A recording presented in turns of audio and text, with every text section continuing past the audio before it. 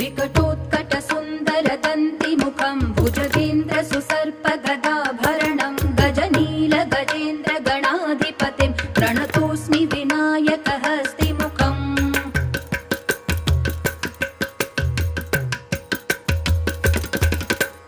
सुरसुरगणपति सुन्दरकेशं ऋषि गणपति यज्ञसमानं भव भव गणपति पद्मशरीरं जय जय गणपति दिव्य नमस्ते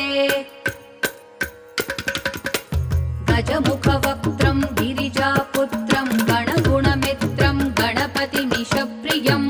गणपतिमीशप्रियं गणपतिमीशप्रियं करधृतपरशुं कङ्कणपाणिं कबलितपद्मरुचिं सुरपतिवन्द्यं सुन्दरनृत्यं सुरचितमणिमकुटं